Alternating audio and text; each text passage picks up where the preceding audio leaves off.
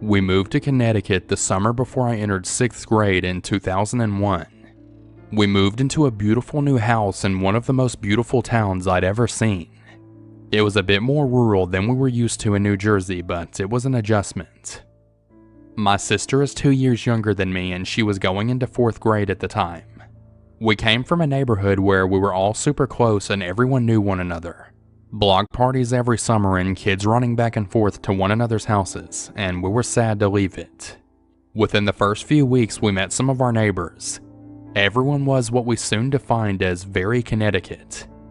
It was all a bit surface and nobody had that New Jersey warmth that we had been used to. In particular, our neighbors directly across the street seemed a bit odd. The mom would come over to vent to my mom about her sons and husband, and my mom was a sweetheart and was very welcoming and warm. The holidays came around and the neighbor boy across the street was in my sister's 4th grade class. My sister came back slightly alarmed with what had happened in class that day.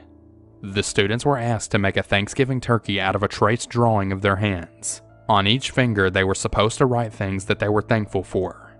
The neighbor boy wrote things like, being a loser, hating myself, etc. Very, very dark things for a 4th grader. Fast forward to Christmas and my mom hears that they have nowhere to go for the holidays, so she politely invites the mother and 2 of her sons to our annual Christmas Eve party. The boys were so strange. They listened to Japanese techno with headphones on and didn't speak to anyone. They headed straight to our basement to play video games. It was weird. The younger one though was always much stranger than the older one.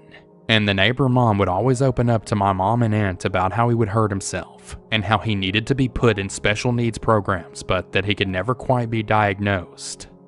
They thought that he was on the spectrum at first, but that quickly proved to not be the case. We always assumed that she'd been confiding in them because my aunt was experienced with special needs kids and that she was looking for advice from her. The Christmas Eve stands out to me because they were at our home in a very intimate setting, but we saw them on a daily basis. My sister and I would come home from school telling my mom about how weird the younger neighbor boy was, and that something was just really off about him. I will never forget her telling us just to be nice to him and that we don't know what he's capable of. That struck me as so odd at the time, but we listened.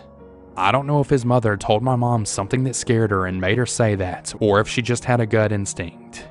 Recently after that, and I can't quite remember if this was in middle school or high school, I think I was in 9th grade, and my sister and young neighbor boy were in 7th, so we all rode the bus together. What my mom then said stuck out in my mind, so today I decided to be friendlier than usual. There was snow on the ground and the younger neighbor boy was drawing something in the snow and muttering to himself. I decided to greet him. "Hey Adam, what's going on? Nice morning today, huh?"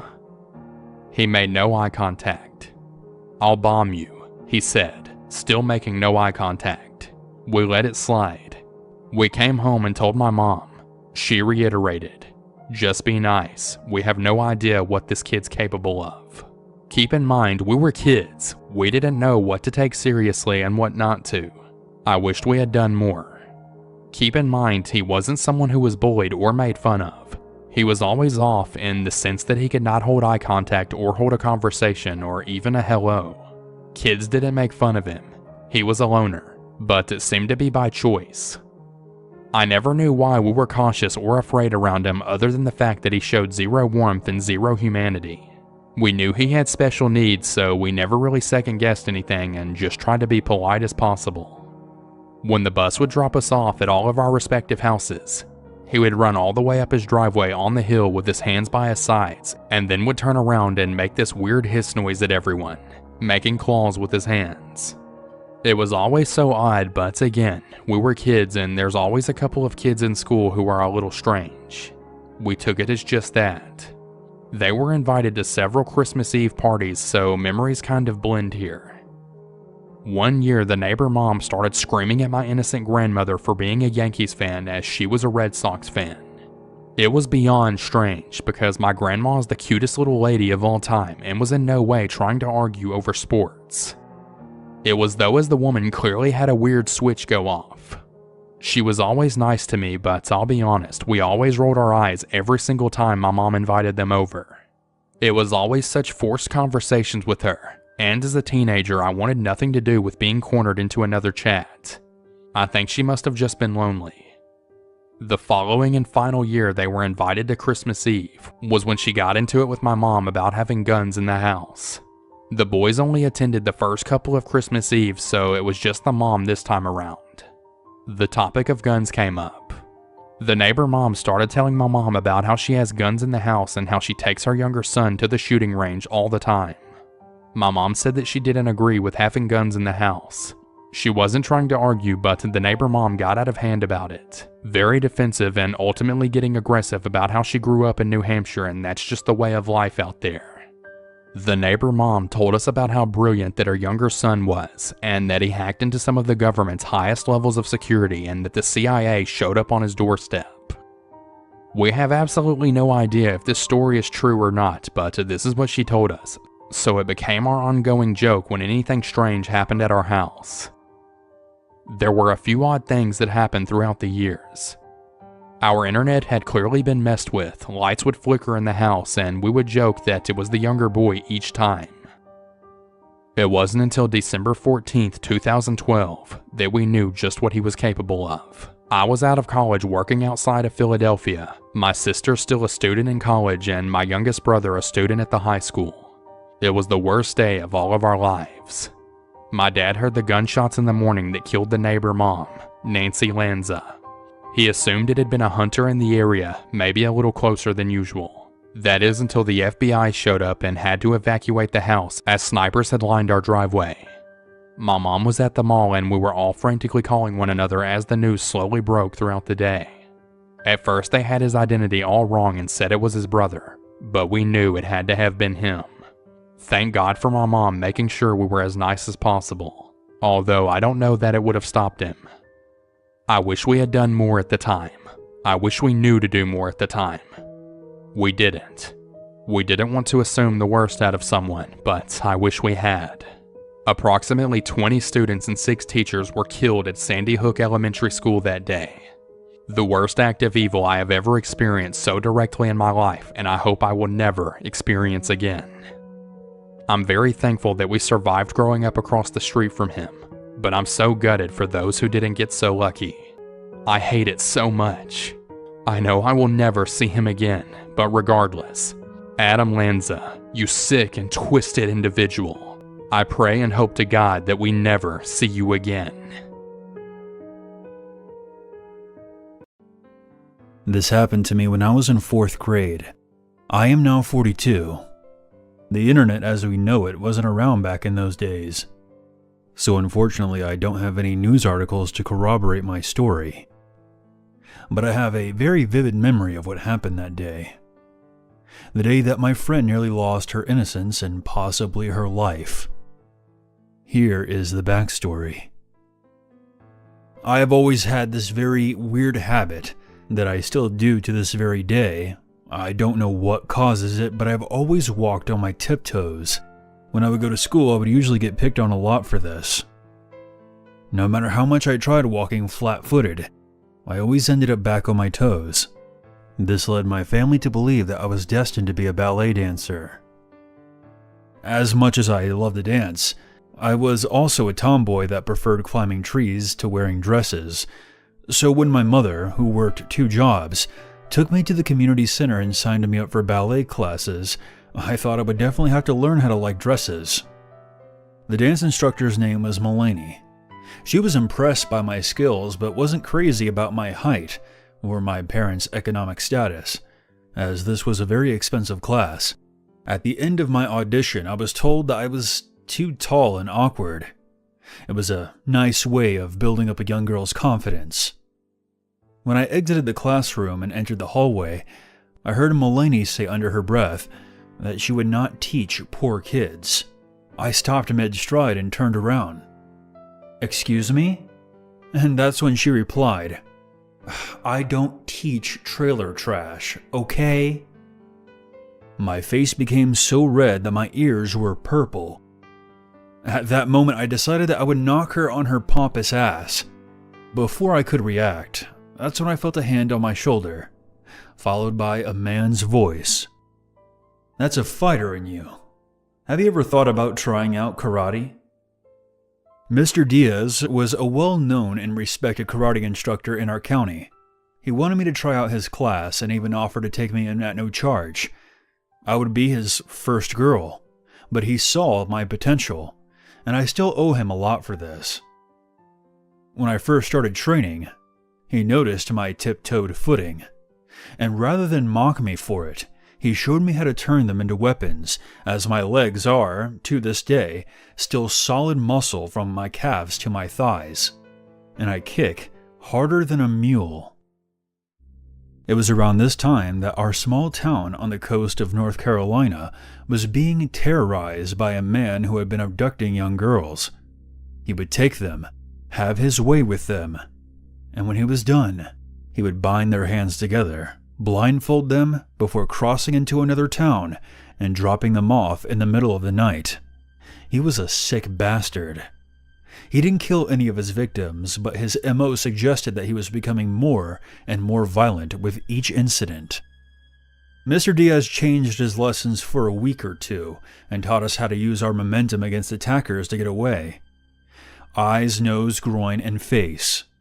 He said that if you were attacked, we should try our best to claw and scratch their face and eyes. Not only would this have the chance of blinding them, but it would also make them easy to identify after the fact. More importantly, he emphasized the buddy system. He told us not to scream the R word, because unfortunately, while many people want to stop that from happening, he also said people don't want to see it and carry that mental image around in their heads. We should scream fire or I lost my arm. He said that as silly as the last one sounds, it works. People are compelled to look at a fire, but even more so if someone's arm is falling off. Okay, so now on to the day in question.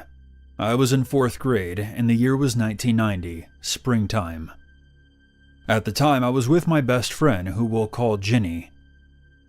Jenny and I decided to take a little walk around the neighborhood we lived in. This neighborhood had 2 main entrances and formed a circle with 2 parallel streets in the middle. Homes were lined along each road, no more than 1.5 acres apart, some even closer. It was very easy to come into one entrance, leave out the other, and not be seen by anyone, even if you were paying attention to the vehicles that were passing through. This was also back when we kept the time by looking at the streetlights. The rule was when the streetlights come on, your ass better be on your way home. Jenny and I were on the main road heading towards the back. We were just being a couple of young girls talking about boys that we liked and the boogeyman that had been terrorizing our state. A girl that we knew named Kelly had been the latest victim. She was turned from a social butterfly into a psych ward irregular. She even tried to take her own life at one point. As we were talking about this, I remember looking over my shoulder and seeing an unfamiliar car approaching us very slowly. The hairs on the back of my neck stood up. The car was a Pontiac with a faded maroon or burgundy color. The driver almost reminded me of Jeffrey Dahmer. He wore these thick, red-rimmed glasses, had tight blonde, curly hair, and had a smile that made my skin crawl. His window was down already, and he stopped the car beside us. "Hello, girls. I'm trying to pay my electric bill, and I can't seem to find the office anywhere. Can you tell me how to get there from here?" Coincidentally, the one electric company in our town wasn't even a mile away from our neighborhood.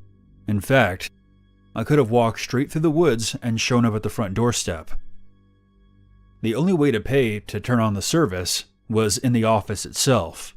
Again, this was a small town back in the early 90s.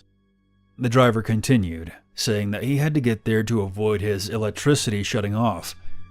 Knowing that he had to have been there before, I stated, "It's where you paid to have it turned on, so just go there." That's when I noticed an open map beside him on the passenger seat. He explained that his mother had been the one to turn on the electricity, and he was new to the area, and had just come back from deployment. Something that struck me as odd was that his hair was a bit too long for being in the military, and he didn't have a sticker for getting on base. There are 2 military bases by us, Camp Lejeune and Cherry Point.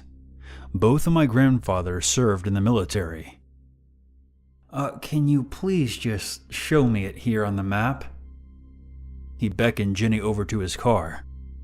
Jenny was obviously unaware that something was off. I looked around and saw that no one was outside, and I quickly turned my attention back to Jenny and the man. The voice of Mr. Diaz echoed in my head. Fight if you can't fly. Something bad will happen to Jenny if you don't. As soon as Jenny gets close enough, a look of pure evil forms on the man's face. Imagine seeing a human transforming into a demonic creature. That's the best way I can describe it. Thanks, sweetie. Just point it out for me right here. He locks eyes with mine and gives me a sickly smile. That's when I quickly grab Jenny. Wait! Don't lean in!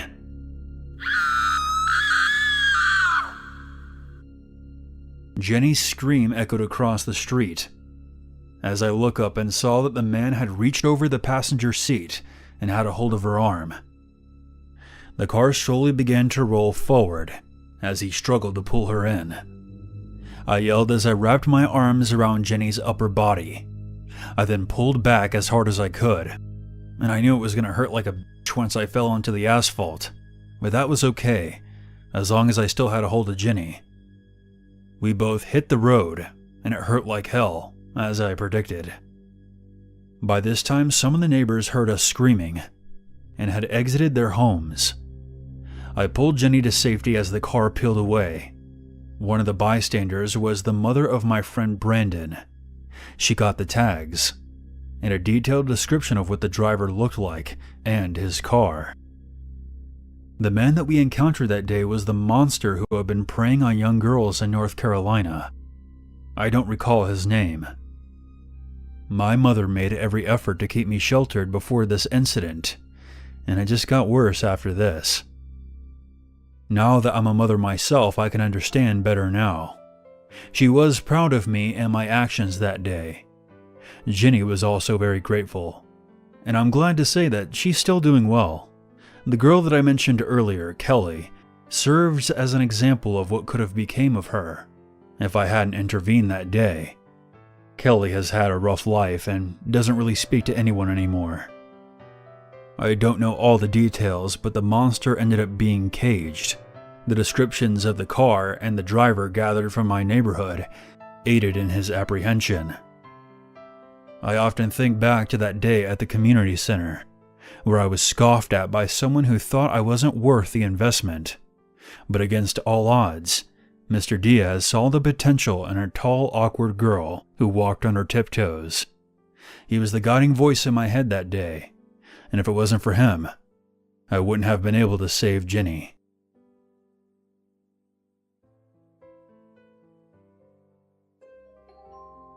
Back in 2019, I moved from the West Coast to a small town in upstate New York. The town had that charming feel that you would find almost in a Hallmark movie. Everyone seemed to be friendly and helpful, and I felt welcomed into the community soon after moving in. Now, a few months later, one of my neighbors went door to door informing everyone that there had been a theft from their shed, which was in their backyard. The supposed thief had stolen a weed whacker, lawnmower, and other outdoor tools. Although the news of the theft had left some of the neighborhood shocked and kind of scared, I didn't feel uncomfortable or really paranoid. Having lived in a rough neighborhood before, I was kind of desensitized to theft. However, I reassured my neighbors in a concerned voice that I would keep my eyes peeled for any sort of behavior like that. A couple of weeks went by without any further news of any sort of theft in the neighborhood, until one afternoon when I got home from work. I found a flyer in my mailbox with the heading, Neighborhood Watch. The flyer wasn't really official. There's no official watch team, but rather a group of neighbors who wanted to get together to stop ongoing thefts. Confused, as I had not heard or been notified of any other crimes in the area, I went next door and asked my neighbor Cliff if he had heard anything.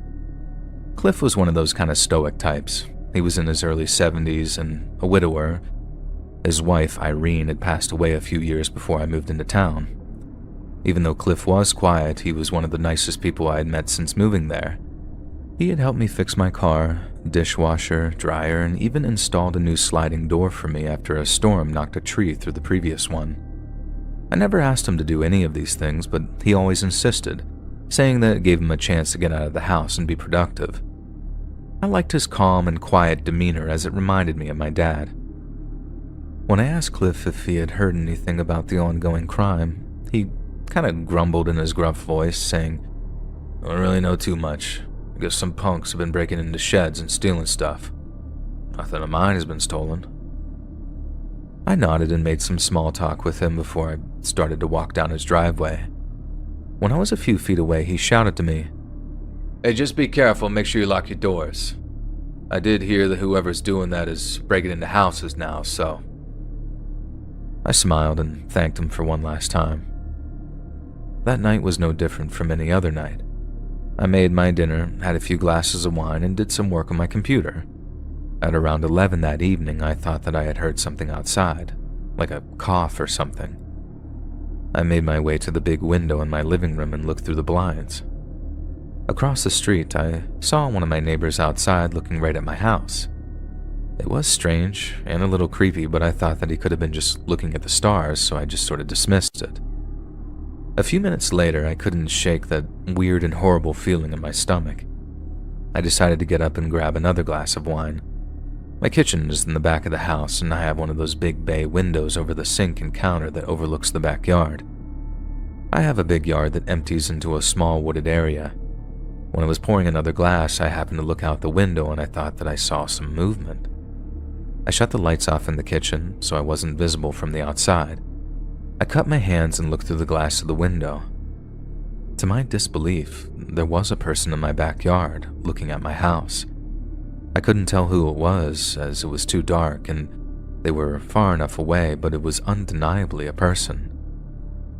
While I stood there in a sort of panic, the silhouette of the person started to jog towards my house. I jumped back, trying to process my thoughts. I decided to call the police, but my phone was in the other room. As I composed myself and started briskly walking toward the other room, I heard a loud bang upstairs. I froze again. In those brief seconds of panic, I heard heavy footsteps upstairs. I ran to the closet in the living room and hid underneath all the blankets. My phone was still on the other table and I didn't know what to do. At this point, I had no idea how many people were in my house and what kind of danger I truly was in. Within seconds of hiding, I could hear the heavy boots making their way down my hardwood steps. In a sheer stroke of luck, there was a knock on the door and the footsteps stopped abruptly. The boots sounded like they were right outside my door. Another knock on the door, and this time was followed by the line, "Hello? Is anyone home? This is the police." I heard the steps move a bit faster and stop in another room. By the sound, I could tell that the intruder was no longer near the closet door. With only one hope, I ran out of the closet into my front door. I opened it up and thankfully, it actually was a real police officer. I started to frantically plead that someone was in my house and I heard the steps go in that direction. The two officers began to run inside and in no time at all, they were escorting a man out of my house in cuffs. I felt sick as I stood and stared at the officers arresting the man, not because I had an intruder in my house, but because that intruder was Cliff. Cliff from next door. I was speechless as he walked by, mumbling some sort of nonsense to himself. While I was outside talking to the cops, I noticed the neighbor across the street, whom I saw staring at my home, and the other person whom I saw in the backyard come over to me. I immediately went into defense mode, thinking that these two were part of the intrusion, but I couldn't have been more wrong. These two were on a late-night walk and had seen Cliff going into my window upstairs. They called the police and were watching Cliff's movements upstairs. I guess they didn't want to bring attention to the situation in case I was in immediate danger. After an investigation, they found out that Cliff was the neighbor thief as well. He admitted to stealing all those belongings and breaking into my home. However, he never admitted what he had planned on doing inside my home that evening, which still kind of makes me sick thinking about it. I guess after his wife died and retiring from his job, he was bored and was looking for any form of excitement he could find. He found that rush from stealing, and unfortunately that hunger, I guess, just kind of grew. And in hindsight, I'm thankful for our little makeshift neighborhood watch. If it hadn't been for my lovely neighbors, the end of this story could have been much different. Years ago, I was living in a relatively nice and quiet duplex and worked as a contractor for a small company. It was the winter of 2016, and while the area I lived in was lonely, I always enjoyed what I was grateful for in life. I won't name the town I was in, but figure the Ocala type area. Those who have been around there will probably know what I'm talking about when I say rural. Grasslands, rolling hills, and scattered forms of civilization amongst roads. While it got lonely at times, it wasn't always like that. I lived with my miniature dachshund Sadie, big bark, small bite, and was the most precious thing in the world. She was my comfort dog and would always be there for me when I was feeling down. One day, I had just got back from work and started up the stove to heat up some food.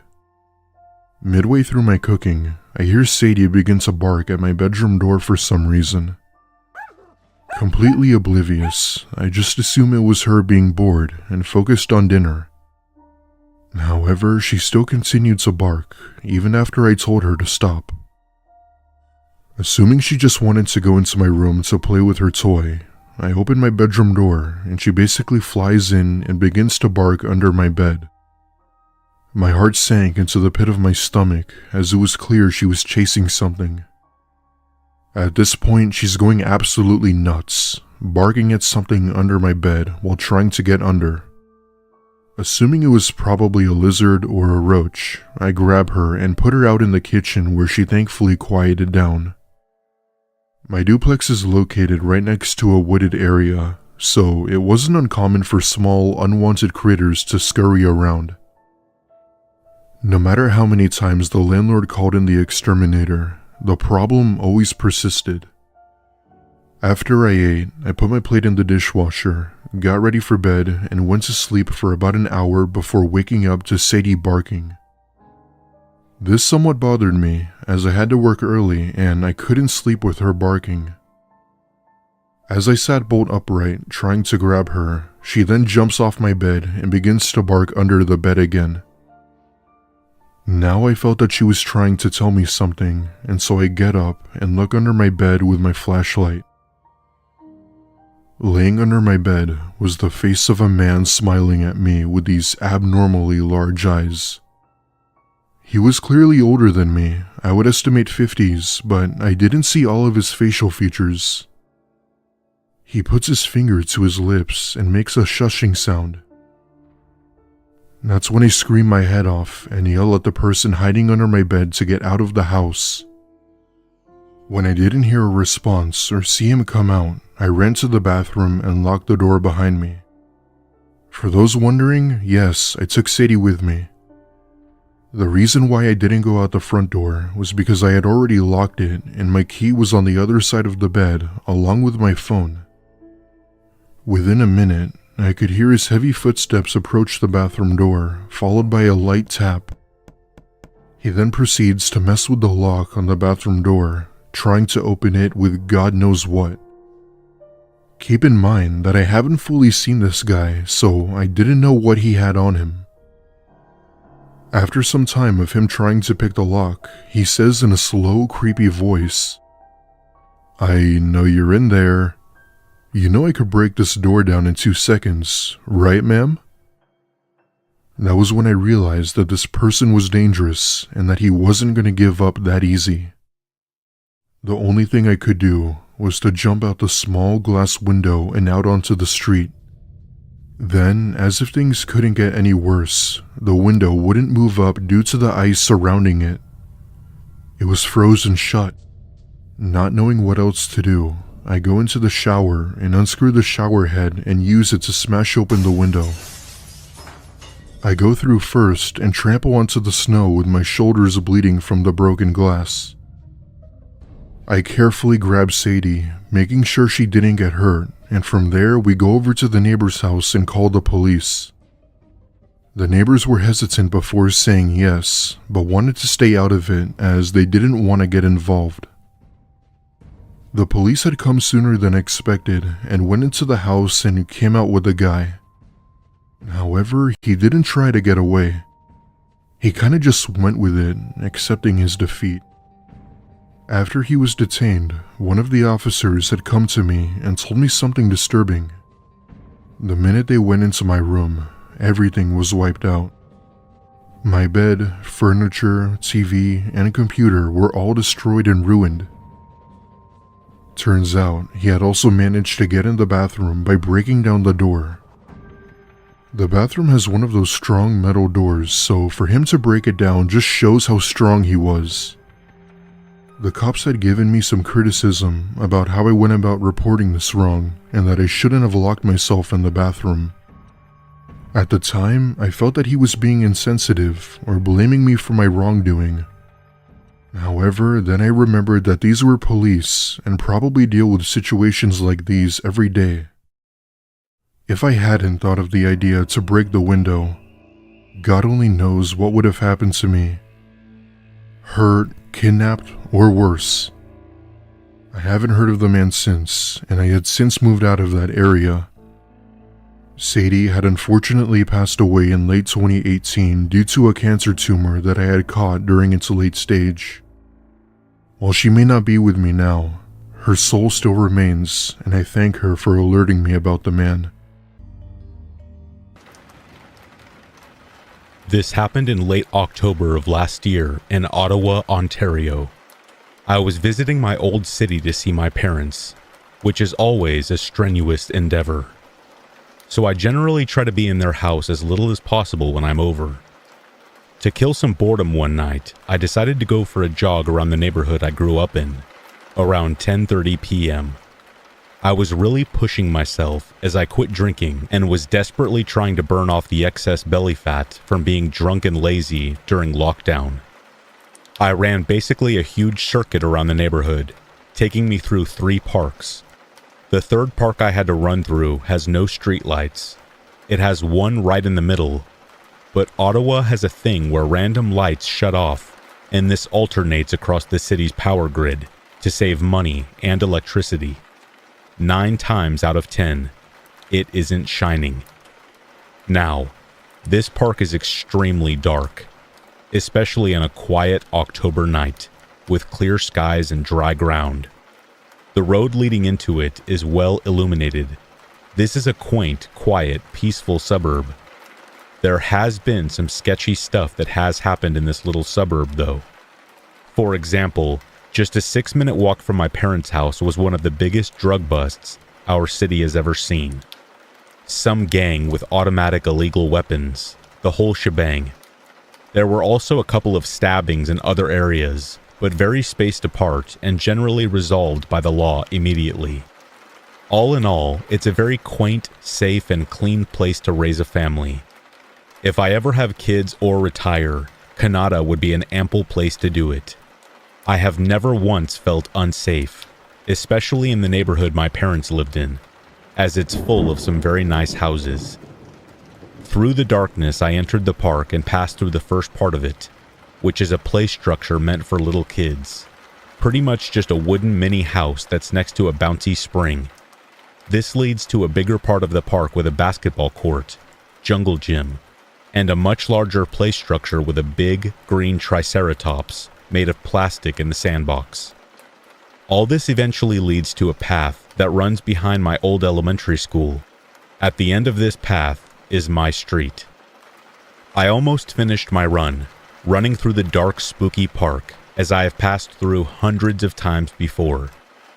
Now, I got into the habit of falling asleep to creepy stories and have been watching a lot of horror movies lately. As I'm breaking into the blackness from the adjacent street, leading into the park, I am on the fence about taking a break and walking, but I remember I was trying to push myself. I carry on as I think, jokingly to myself, Gee, I sure hope nothing spooky happens. But as I am rounding the corner to the other half of the park, I heard a distant scraping sound. I noticed a light from somebody's cell phone shining in the sandbox. As I ran closer, I heard this scraping getting louder. I got even closer, and I noticed through the moonlight that it is a man holding one of those hard rakes with the sharp tines, grooming the sandbox. Now, some internal intuition told me that I know this is super weird. Why is there some guy grooming the sandbox at almost 11 p.m. with a flashlight? As I approach further, however, I notice it isn't just a man holding a sharp rake.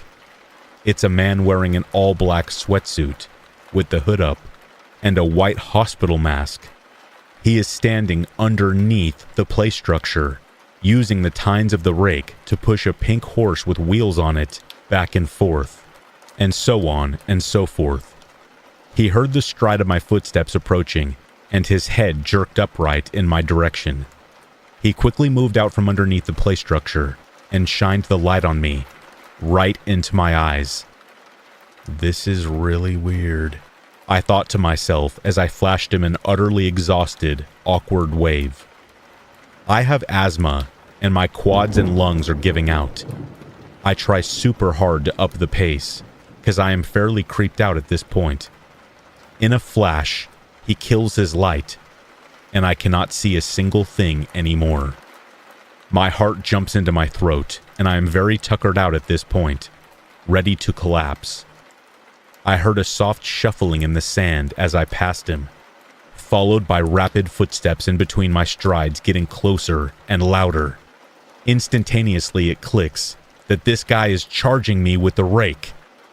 It's crazy what fear and adrenaline can do, because I went from 0 to 100 real quick, sprinting faster than I would be able to normally. My whole body is burning, especially my lungs, as I cleared the park onto the well-lit path. I was moving so fast and panting so loud, I couldn't even tell if he was following me or not. I didn't look back. I cleared the end of the path and saw some guy getting out of his car. With him as my witness, I turned around, panting myself to death and wheezing. He was gone. I walked back to my street and went into my house, hacking up disgusting amounts of phlegm, absolutely drenched in sweat. I avoided telling my parents this story at first, just to avoid their reaction, but everyone else in my life knew pretty quick. I don't care for police, so calling them wasn't even something that crossed my mind. Later, when I reconnected with an old friend, one who never left Ottawa, she informed me that my old elementary school converts to a homeless shelter at night. They set up cots in the gymnasium and kicked them out at 6 a.m. Her reaction was to rationalize that it was probably a mentally ill, homeless person who was bored and couldn't sleep. But what if he had a different intention? Was he waiting for a jogger to pass by? Was he trying to scare people just for the fun of it? Or was he really in a violent mood? I guess I will never know. I live alone in a somewhat busy neighborhood. This happened about a year ago.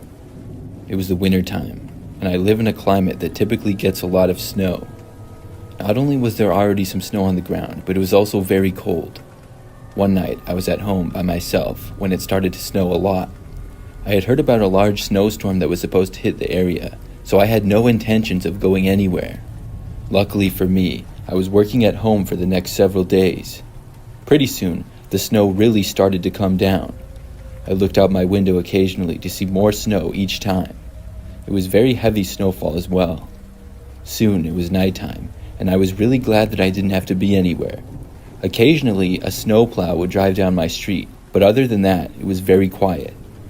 At probably like 7 p.m., suddenly there was a knock at my front door. I found this to be pretty odd. I walked over and looked out of the window.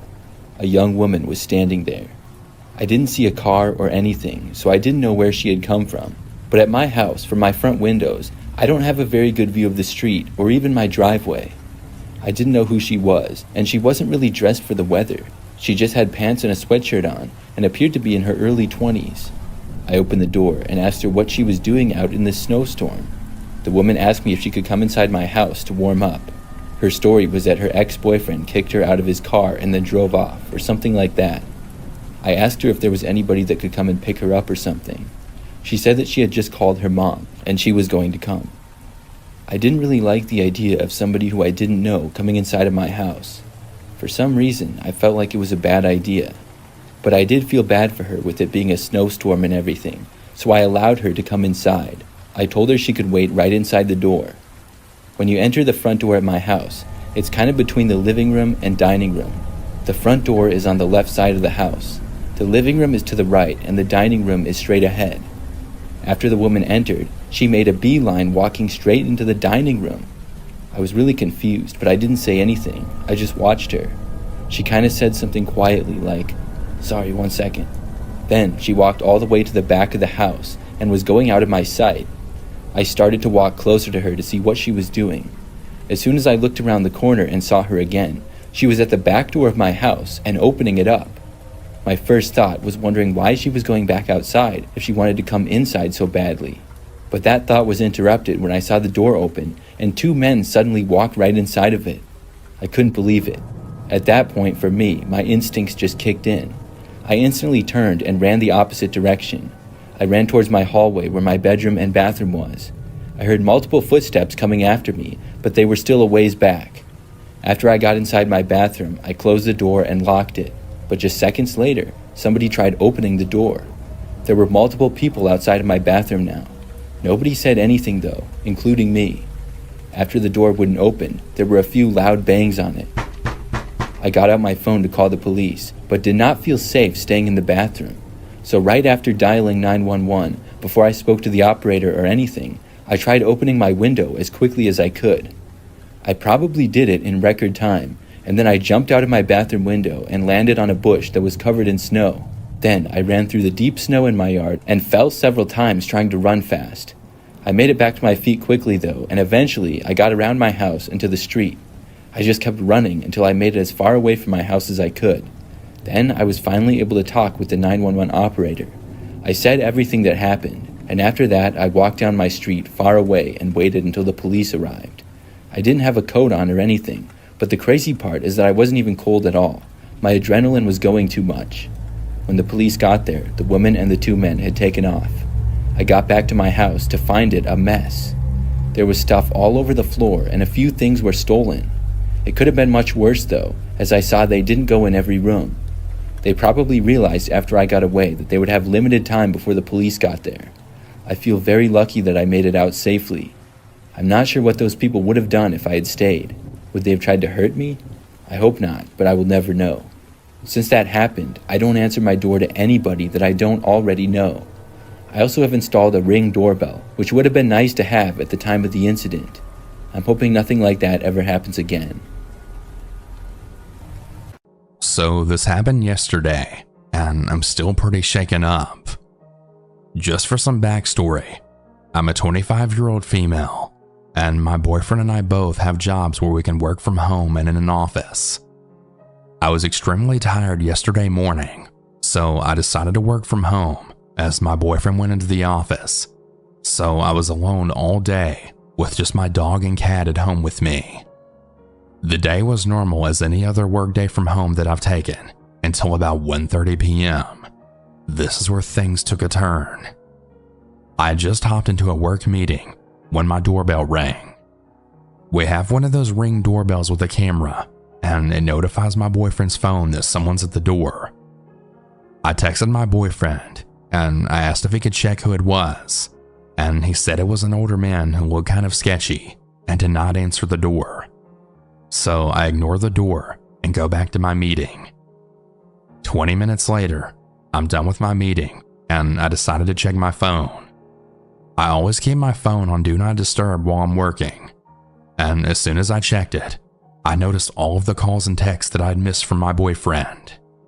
Panicked, I immediately called him back, and he frantically asked me why I haven't been answering.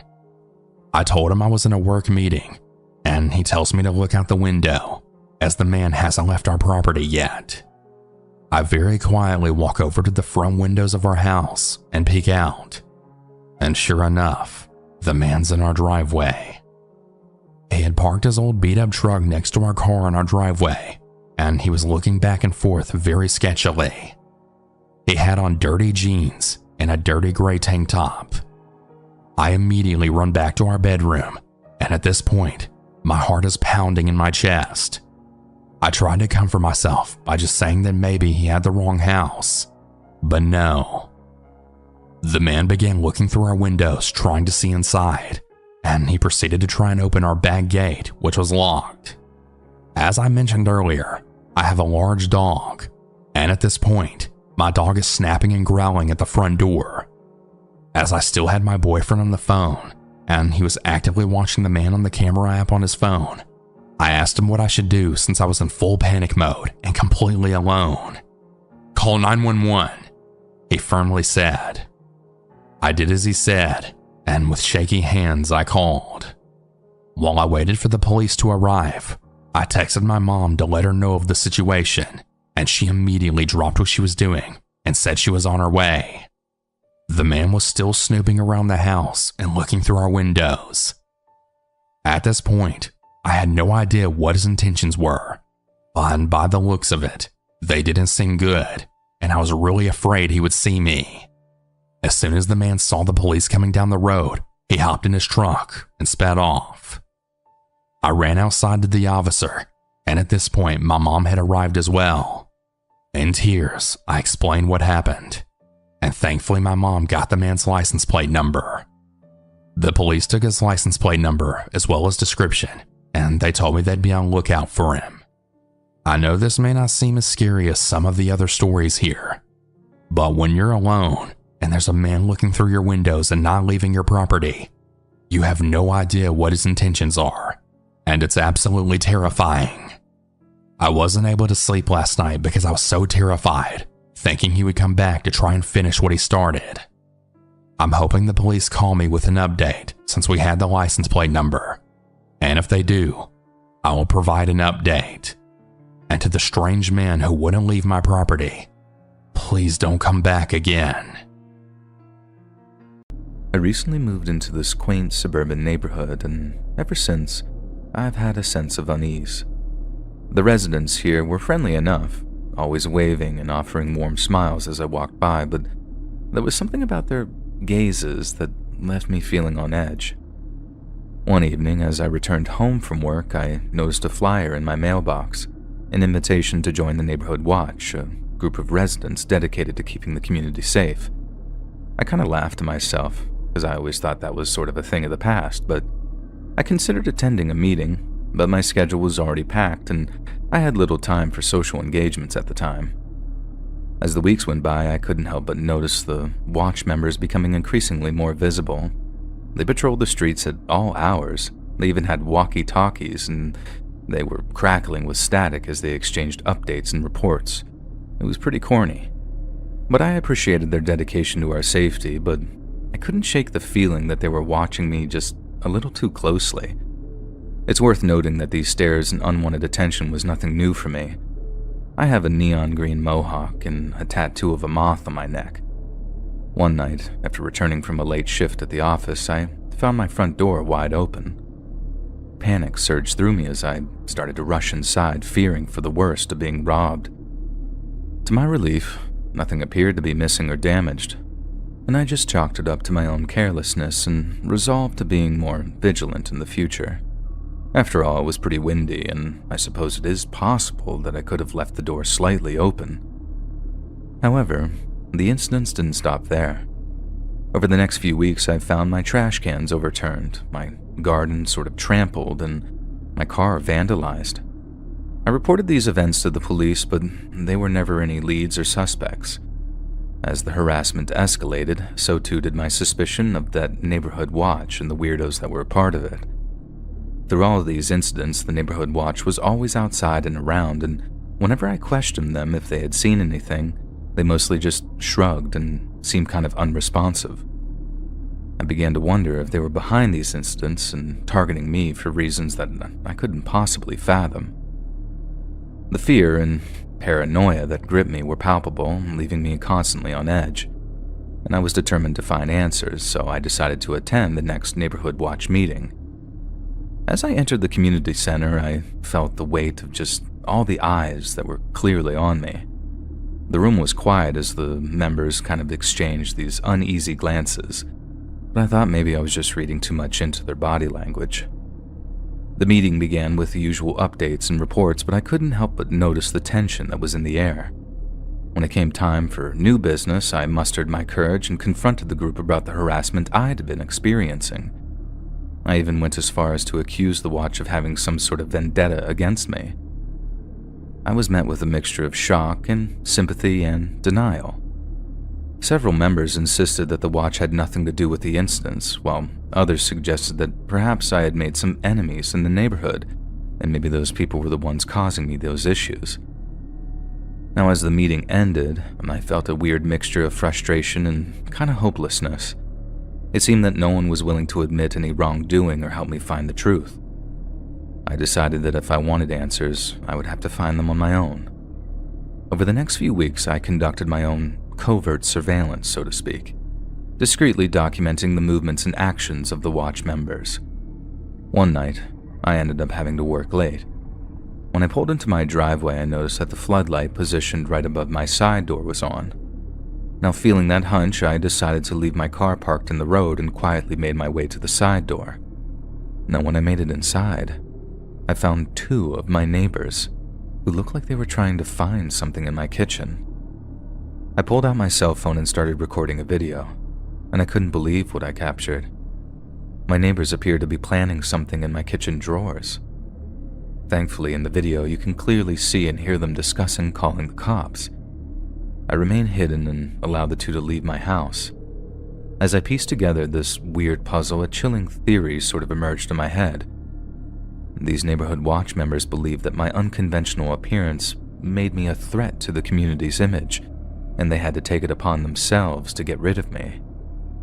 Now, with the evidence that I now had with the phone video, I just confronted the police with it. Surprisingly, they were appalled by my findings and decided to take immediate action. The guilty members were not only removed from the neighborhood watch, but thankfully they were also arrested on several different charges. Now, with the truth out there, the neighborhood watch in my little town was completely disbanded. Not knowing if anyone else was involved with these two, I found it increasingly difficult to trust anyone within my now community. However, not long after this, the harassment completely stopped, and my life felt like it finally returned to normal. I had managed to expose all of this on my own, and the ordeal had made me stronger, I guess. In the end, my actions sparked a conversation within the neighborhood about tolerance and acceptance. People began opening up to one another, sharing their own experiences and perspectives, and as a result, our community became more inclusive and understanding. As for me, I decided to remain in the neighborhood, determined to be a force for positive change, even though I was kind of lazy and didn't want to leave. I even went as far as forming my own neighborhood watch, using my newfound sense of empowerment to help protect and actually uplift my fellow neighbors and community. Now, although the scars of those weeks would always still be there, they also served as a reminder of the strength and courage that can be found within each of us, even in the face of all the adversity that you might see. Now, my experience taught me that standing up for oneself and seeking the truth, no matter how difficult, weird, and sometimes scary the journey may be, can make a lasting impact on you and those around you. This story happened years ago when I was still in high school. During that time, I was pretty busy. I went to school 5 days a week and then worked a part-time job at a nearby restaurant. One time in the winter, I had heard all week that a big snowstorm was coming. It was supposed to hit in the afternoon, and this was not good because I had to work after school until 8 p.m. Luckily though, the snow held up a bit. It started just towards the end of my shift, and as I was driving home, it started to intensify. I was able to make it home safely though, and then it really started coming down. After I made it home, I did some homework and then went into my bedroom to play video games. It was a Friday night, so I had no school the next day. I also didn't have to work. My parents went to bed at probably like 10 or 11, but I wasn't planning on going to bed for a while. My bedroom was on the front side of the house and across and down the hallway a little bit from my parents'. Usually, I had my windows covered, but on this night, I left the cover half open. I enjoyed seeing the snow fall and found it to be relaxing. So I was there having a great time, just gaming in my room during a snowstorm, when something really strange happened. Something out of the window caught my eye, so I glanced out to see. What I saw was a man walking down the sidewalk in front of our house. He was pretty far away, but I didn't recognize him. I knew most of our neighbors, and I wondered what this guy was doing out walking at almost midnight in the middle of a blizzard. I kept my eye on him as he continued to walk down the sidewalk. But then he turned and began walking into our front yard. I thought this was really strange, and I paused my game to see what the man would do. He then walked right into our front yard and then cut through the grass and went towards our front step. My heart started racing when I saw this. I was still trying to figure out what exactly was going on. He was now out of my sight though, so I carefully and quietly left my bedroom. I went down the hallway and then stopped at the end of it. I looked around the corner carefully. We had a large front window that had a shade over it, but you could still basically see people on the other side, or at least you could see their shadows. I didn't want him to see mine. He was standing at the front step, I could tell. I was expecting him to knock on the door or ring the doorbell any second, but he didn't. He was just standing there in silence. This went on for probably a minute or two. Then the man started walking away. He was going back through the yard, and then he stopped at the window. I jumped back when I saw this. The man was standing right next to the living room window, and possibly trying to look in. I really couldn't tell though. I quietly went back into my bedroom down the hallway. When I got in, I was listening closely if I could hear anything. After a few moments, I looked out of my window towards where the man had been before. He was gone now. I left my bedroom and went to the end of the hallway and looked out. I didn't see the man out the front window. He wasn't at the front step either. I was wondering where he had gone and hoping that he had left. I then went to each and every window and looked out all of them. Most of them were fine until I got to the back of the house. Before I looked outside the kitchen window, which looked out to the backyard, I saw the guy. I jumped back, and I didn't think that he saw me. He was now standing on the back patio, a few feet away from the back door. I ran back to my bedroom, terrified. When I got there, I was debating what to do. Should I call the police, wake up my parents, or just hide in my room and hope that the man would leave? Then, about a minute later, as my mind was still racing and thinking of what to do, I heard a knock at the front door. I went back out into the hallway and looked. The guy was now back on the front step. I was definitely not going to answer the door. The man did not knock again though. He stood there for several more minutes and then just turned and walked away. He left the front step, this time walking straight back. I went back to my bedroom and watched the guy walk back to the sidewalk and then out of sight. I still had no clue as to what he had been doing. I stayed up that night until after 2 o'clock in the morning. The man didn't return. Eventually, I fell asleep, and the next morning everything was fine. I told my parents about it, but they figured it was just a drunk neighbor or something. Maybe it was, but I know that was the most creeped out I've ever been. I still remember how scary it was to see him outside of our house. Luckily, he never came back. This truly frightening story occurred more than a decade ago, just when I was about to head into my teenage years. My friend and I were wandering around in the neighborhood I was living in, as we always did. We had strayed several blocks from the house we were staying at, when 2 dogs started barking up a storm at us as we passed their house. They were pit bulls. The dogs were digging around the ground under their fence, where it was clear it had been a place they had escaped before. We could tell the dogs were about to break out, so my friend and I started running. As we saw the dogs get up under the gate and start coming at us, we went into this person's yard, and we shimmied up a tree which had branches for us to get up on. The dogs are now at the base of the tree barking, which made the owner of the yard we were in come out and then shoo the dogs away. As we were still in the tree, the owner, which looked to be about 50 years old, then started telling us to get into his garage so he could keep us safe. My friend and I just looked at each other, knowing between our eyes this was danger. We proceeded to tell him that we were okay and we were going to head home. But he was at the base of the tree at this point, attempting to coax us into letting him help us down.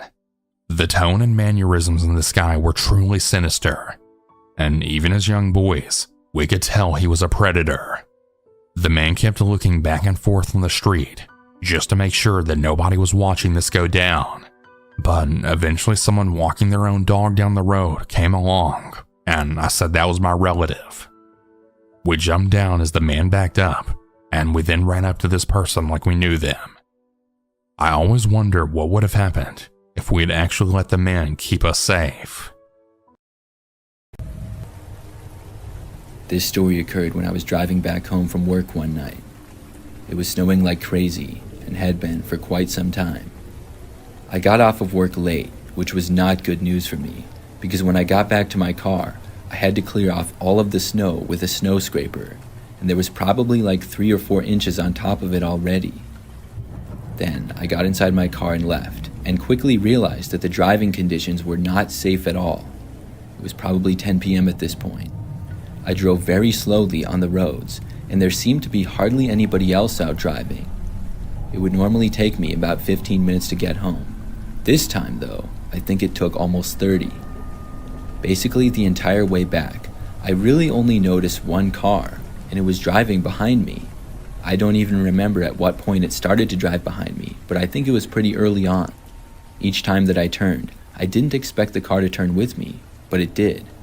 By the time I was almost home, I assumed that it was one of my neighbors. The roads were so slippery that you had to take every turn very slow.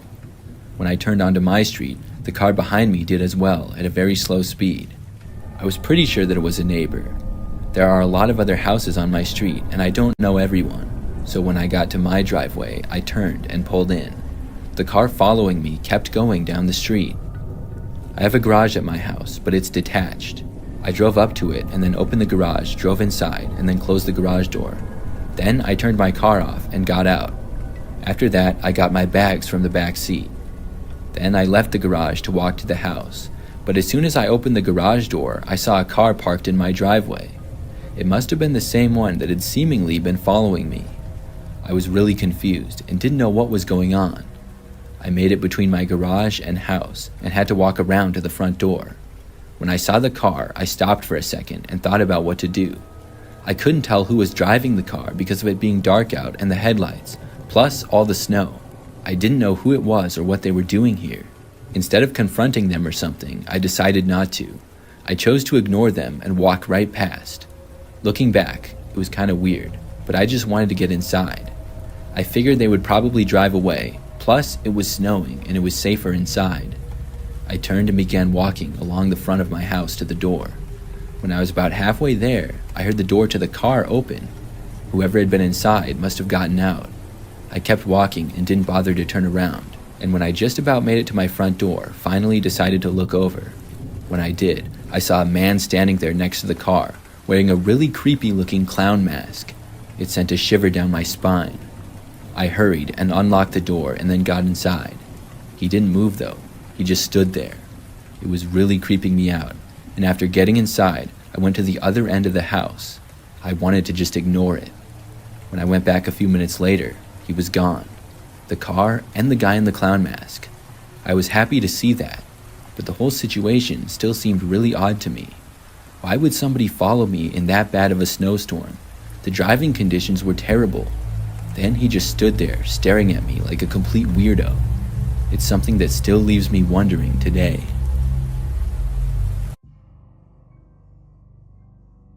Back in 2001, I worked for a major home improvement warehouse. Let's just say the company I worked for had a thing for the color orange. By then, I had been with the company for about 8 years. My previous position was with HR, an assistant to the regional and store managers. The company eliminated that position, so I asked to be transferred to the RTV department, which stands for Return to Vendor. The girl who was working in that position gave her 2 weeks' notice, so the timing was perfect. The job was to work with the different vendors to get credit back to the store for defective merchandise. Our company had a pretty liberal return policy back in 2001, and some people brought back some strange things like garbage disposal units infested with maggots, old plug-in drills that weren't even being manufactured, you could always tell by the serial numbers, defective lawnmowers, and half-put-together shelves. I've seen it all. My RTV cage, as they called it, was located in the receiving department at the back of the store. It was a 12-foot-high chain-link fence with a swinging door entrance, which I would lock when I would go on lunch break or checked out for the day. I had my computer up on a makeshift stand, where I would process the credits and have vendors sign off on them. You wouldn't be able to see into the cage from outside, due to all the bins holding the defective merchandise. One day, a vendor came in for some defective molding. I was standing at my computer with my back towards the guy as he inspected the merchandise. Both the product and mine, apparently. He then told me, "I'll give you credit for everything here." I was about to turn around and say, "Awesome, thanks," but was surprised with a flesh-colored, wrinkled, phallic-shaped hardware hanging out of his zipper. And he just stood there with his hands on his hips, so that I knew it didn't just fall out. I turned around back to my computer, and I felt faint. I thought, did that just happen? Without turning back around, I handed him the RTV paper to sign, and he said, "See you in a couple of weeks." I took some time in the cage to compose myself, and then walked to the manager's office and informed him about the situation. I also called the MOD. They like their acronyms. And his reply was, "Well, what do you expect?" And then started laughing. Since this was 20 years ago, I'll go ahead and say that I was pretty cute back then. Tan, fit, always had my hair and makeup done. No matter what I looked like, I didn't expect that from someone I had to do business with.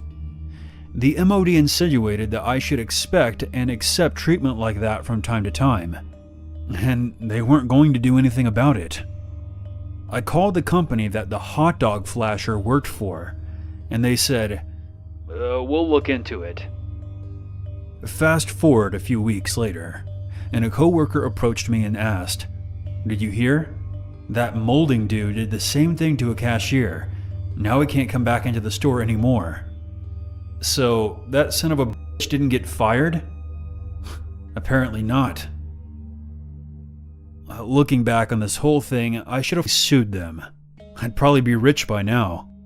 Maybe I should have just laughed and said, "That's all you've got? I've seen bigger ones on newborn babies." But hindsight is always 20/20. In the moment, I froze, because that was the last thing I ever expected to happen.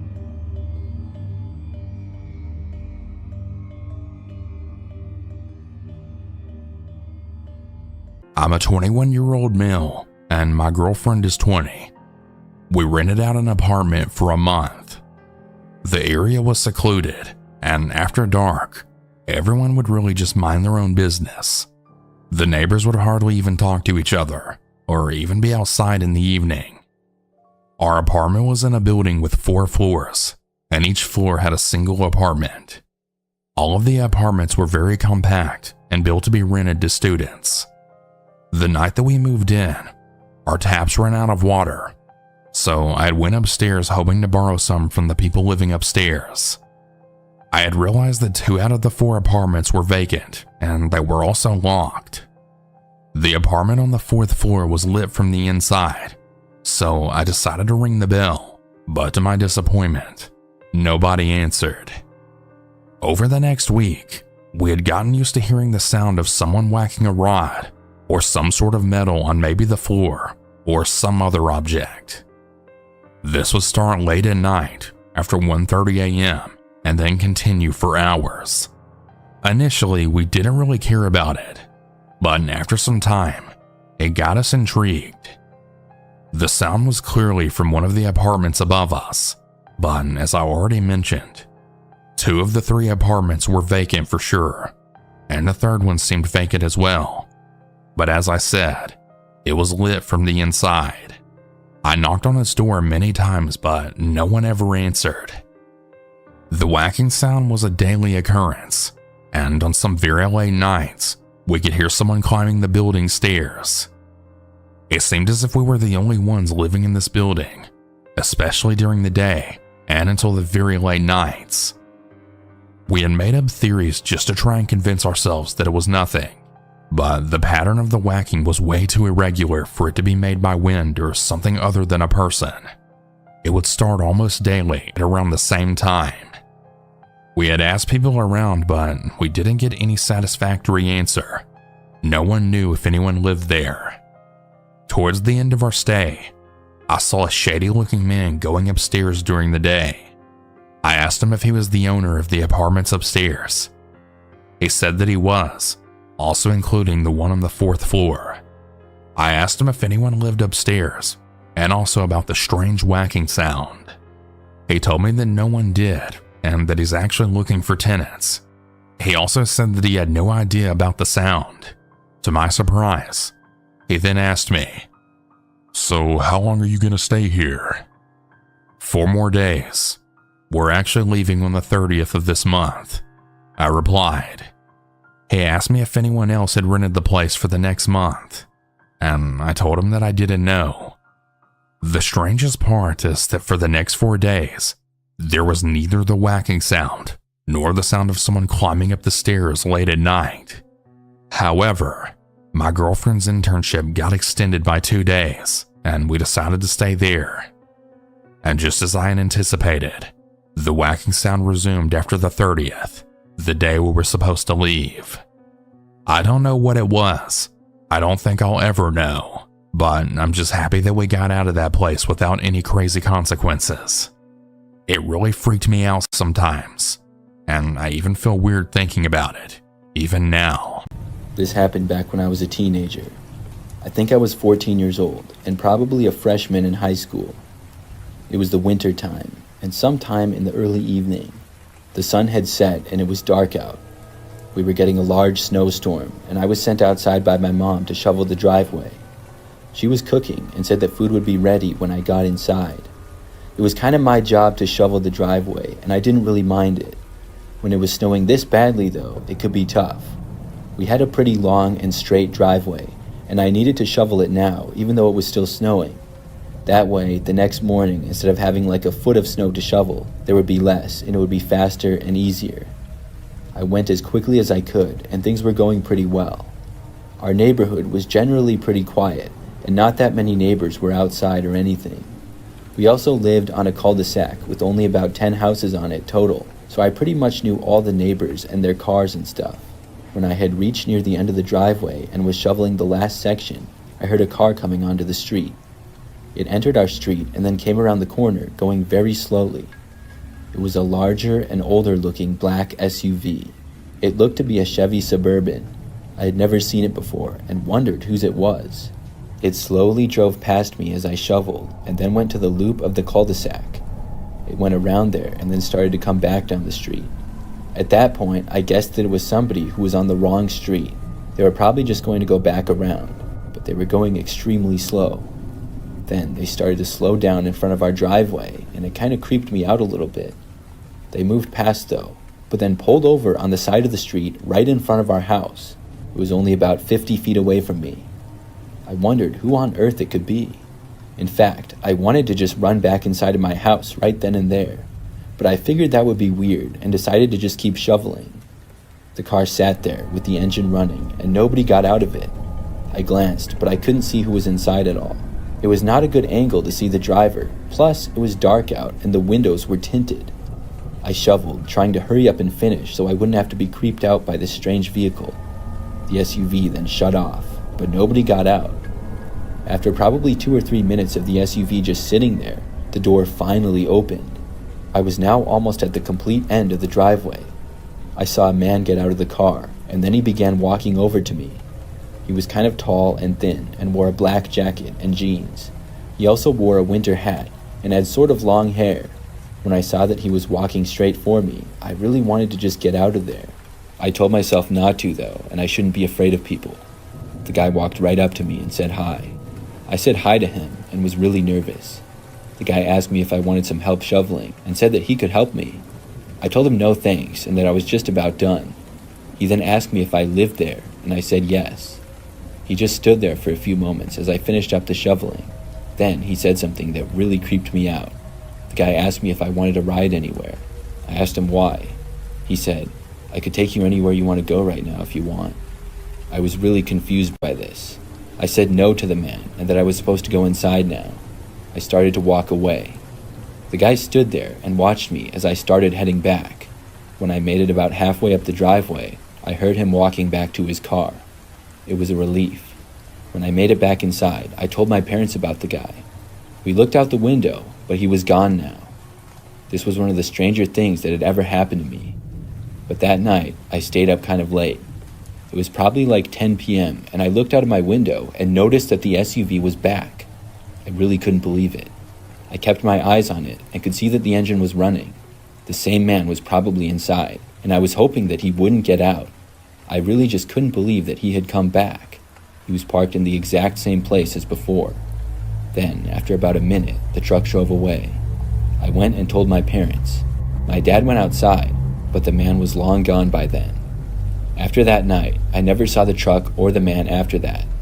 The story still gives me the creeps when I think back to it though. I don't know why the guy came down our street or what he was doing. I'm really glad that he didn't try to make me go with him or something. Looking back, I probably should have gone inside as soon as I saw the car parking in front of our yard. My mother was the type of person who really depended on no one.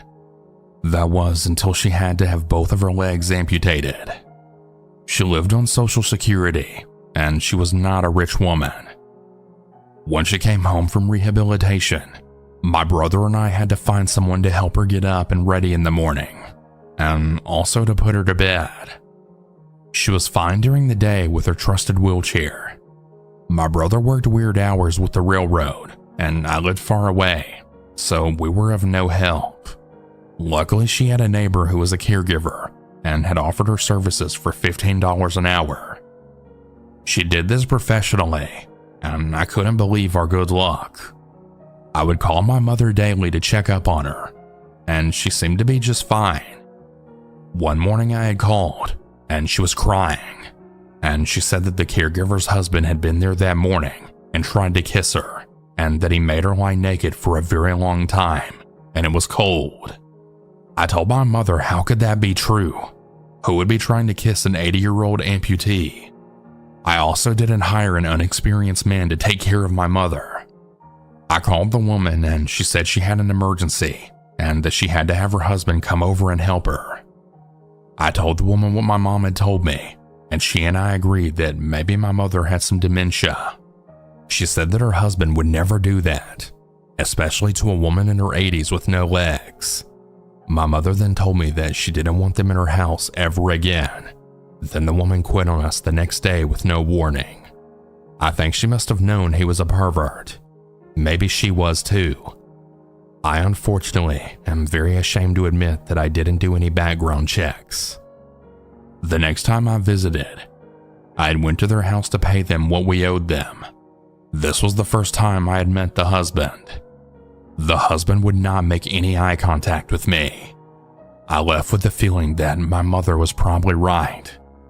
Well, later in the year, the next time I visited, I heard that he was in jail for molesting his wife's granddaughters who were still in diapers. I will never ever stop feeling guilty for not believing my mother. Who the hell knows what he actually did to her?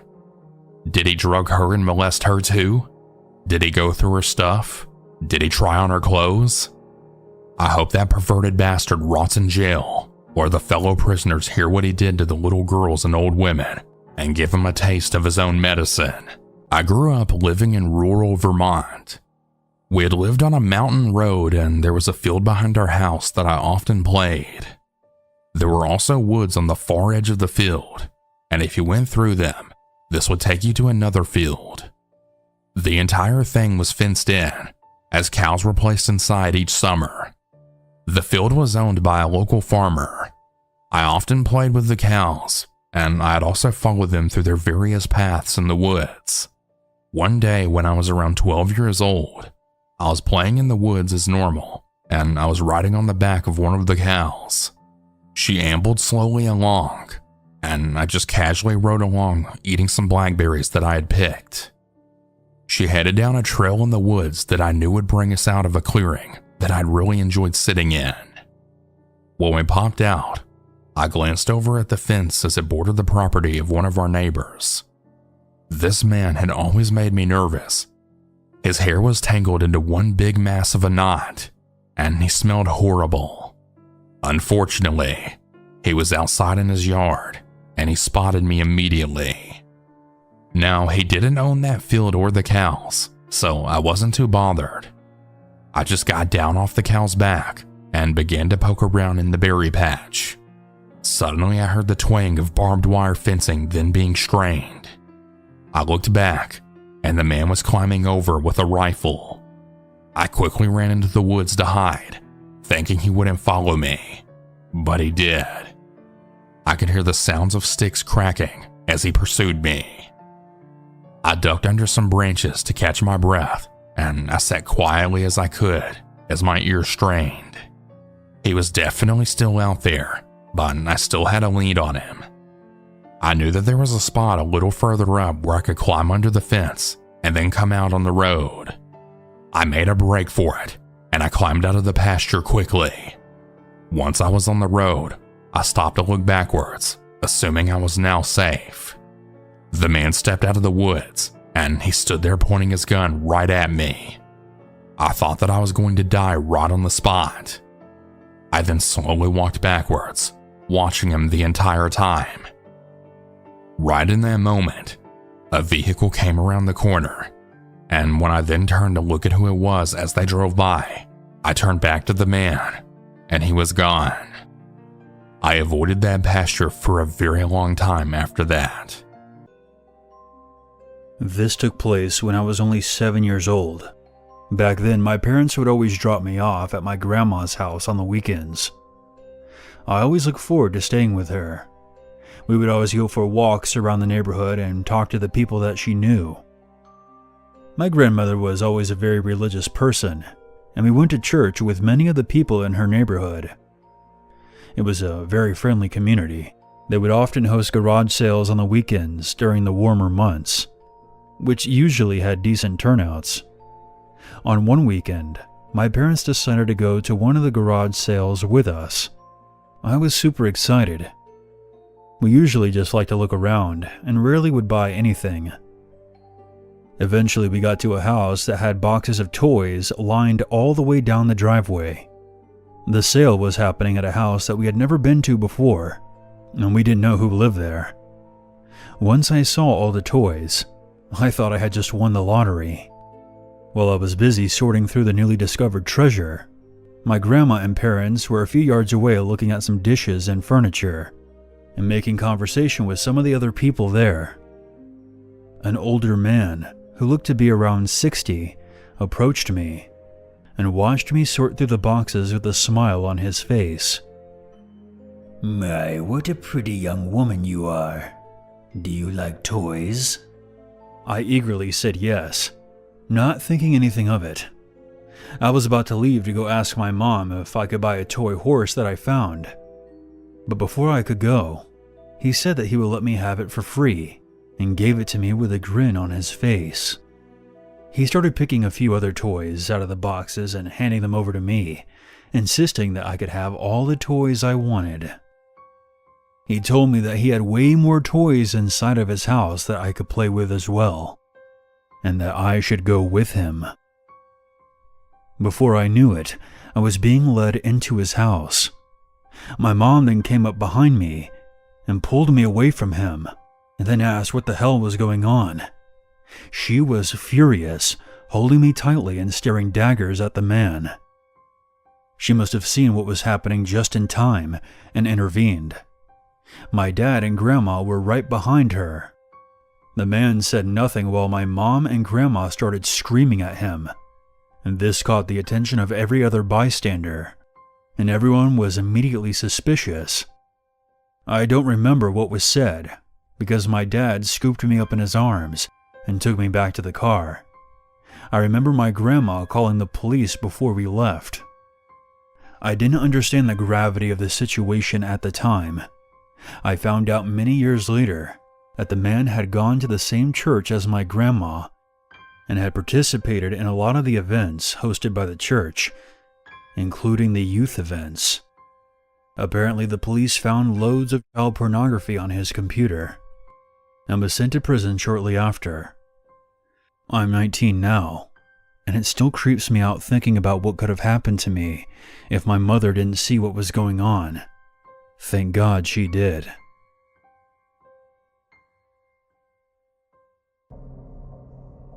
Back when I was about 16 years old, because of my living situation at least twice a month, I'd have to make a 2-hour drive from a city area back to my parents' house in a rural area. I'd say about 90 minutes of that drive was just country road with nothing but valley, corn, or some other crop on either side with the occasional farmhouse, or something that you think people might go in and out of willingly along the way. Because of how used to this drive I'd already been beforehand, I didn't think much of driving that long stretch of no cell service, no phone booth area. Nothing had happened yet, so surely nothing would happen ever.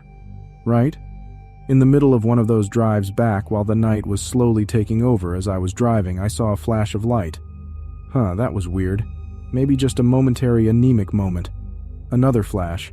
Well, maybe someone coming this way has their high beams wonky or something. Another flash. Alright, something's wrong.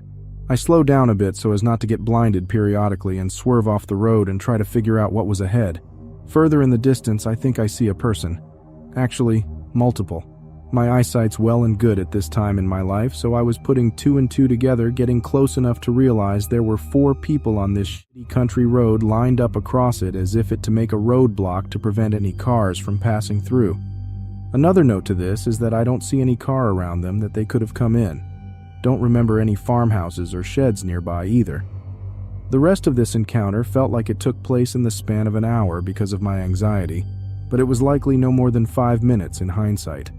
I'm driving maybe 10 miles per hour now as I'm getting closer and realizing that I'm definitely without a doubt approaching a line of 4 grown-ass people with huge bright white masks on staring in my direction. 2 of them definitely have bats, or some other distinctly long blunt objects, and 1 person is holding something that the flashes are coming from.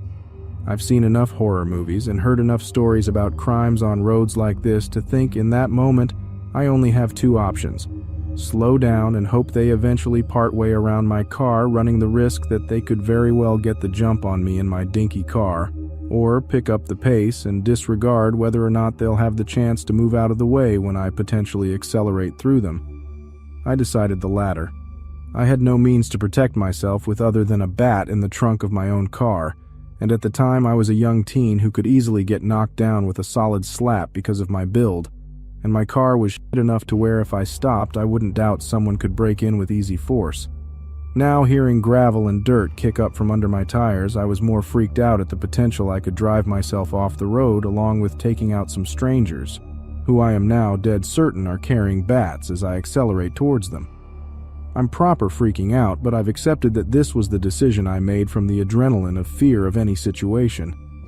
I accelerated more, and thankfully the 2 that were directly in my way lunged out of the way just in time to not get hit. I stop accelerating to catch my breath and see them in my rearview mirror. The other 2 for some reason trying to haul ass towards my car as if they could catch up, and it became so real in that moment that there were people who were intentionally trying to get the jump on me in the middle of nowhere. Probably not just kids trying to get the kicks and giggles out of freaking someone out, but real adults trying to harm someone that came that way. I just focused on driving out of there as fast as I could. I focused on going forward, didn't turn the radio back on to distract me, and felt shook by the experience in general. The most up part, honestly, was getting home and realizing that part of what I was driving on wasn't gravel. It was nails that were now embedded into my tires. Praise whatever God may be out there for me somehow having those sturdy tires. I didn't tell my parents the full story about what happened, and they just assumed I was being reckless and someone was playing a prank. I told the story to some of my friends, and they told me I probably wasn't in any serious situation, and they were just trying to get a scare out of me, especially since being in a car was a pretty big advantage in the situation, which I can't deny. Still, creeped the absolute hell out of me, and I remember it every single time I drive down a road that looks any type of similar. When I was in college, I attended film school, and let me tell you, I loved it. What a great experience. I met so many awesome people and learned so much, and I always loved it when we had a chance to create a short film, a chance to be able to tell stories with your unique vision. For me, I had a really hard time brainstorming and coming up with ideas while I was physically at the school.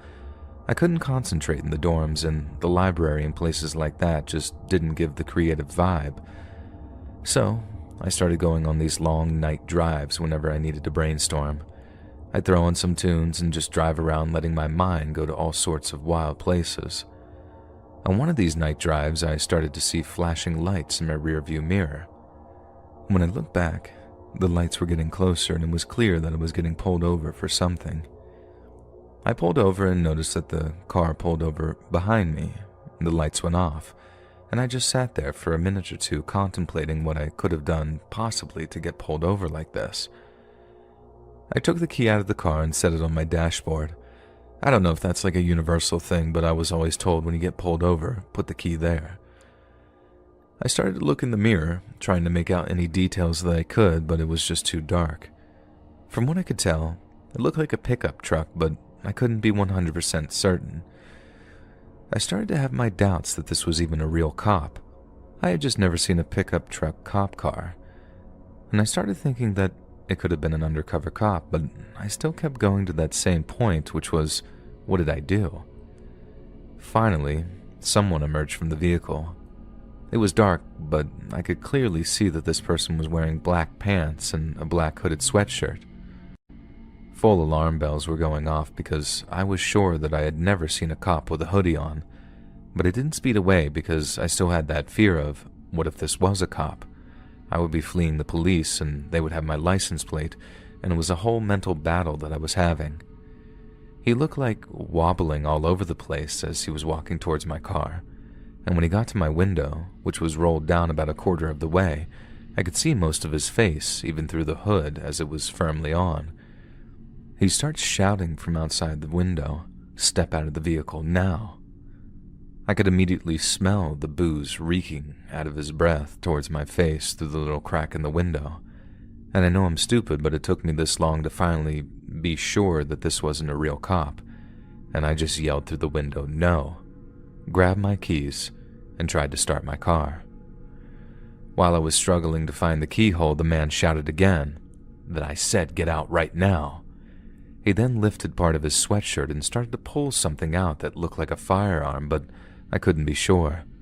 I just ducked down, put the car into gear, and drove off as fast as I could. I couldn't enjoy any relief in that moment, though, because within seconds, I now saw him following me. He didn't turn on the flashing lights, but got close enough to my car that he was straight up tailgating.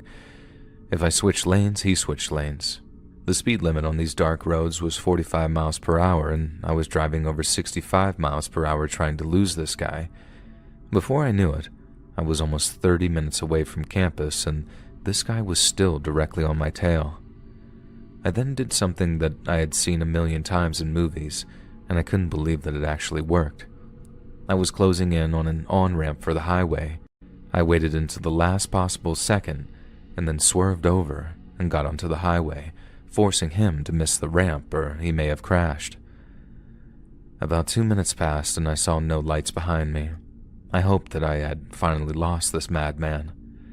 Instead of getting off at the next exit, which I had a feeling that he may have thought was my plan, I made an illegal U-turn on the highway and got to the other side.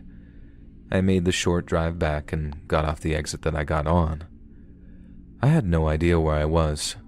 I drove around slowly for a while until I found a 24-hour gas station, and I go inside and told this guy what had happened and basically just begged him to call the police in that moment, which thankfully he did. I also had to ask him for directions back to the school. Now, this was before everyone had cell phones all the time, so I couldn't just GPS my way back. I had a brick phone that I usually just kept in my dorm, and when the cops showed up, I gave them all the information I could, which honestly wasn't that much since it was so dark.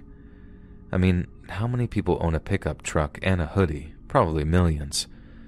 The cop was honest and told me that they most likely would never find out who the man was since I didn't get any plate information. He was super nice though and escorted me back to the school just in case that man resurfaced. I think about that night a lot and just how crazy it was and how stupid I was. I wanted to punch the past version of myself for pulling over and not reacting faster.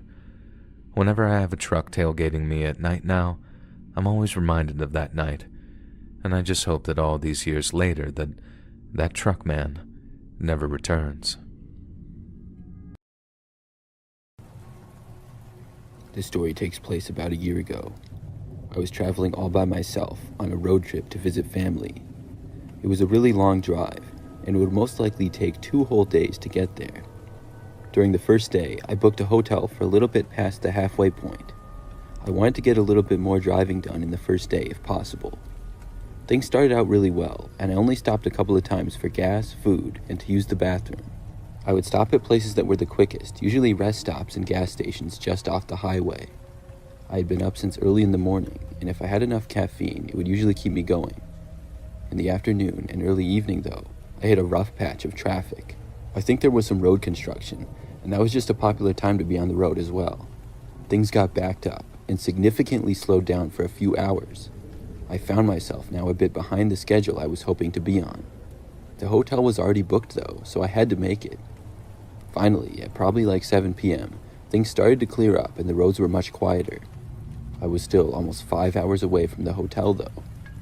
I stopped for gas, but then went right back on the road to try to save some time. At about 10 p.m., I was still on the road driving. I had an hour and a half to go, and I had no idea where I was. By now, the roads were very quiet, and I was one of the only cars driving. The area that I was in seemed like it was almost in the middle of nowhere. I was getting really tired as well and had to use the restroom. I decided that I should stop and try to get an energy drink or something. My car was good on fuel, so I wouldn't need to get gas. I started looking for anything off the side of the road that I could go to. There didn't really seem to be anything though. Finally, I saw a sign for a rest stop just up ahead. I pulled off the road and was happy to hopefully get some energy to finish off the drive. As I approached though, the rest stop was a little underwhelming. It was very small, just a little building.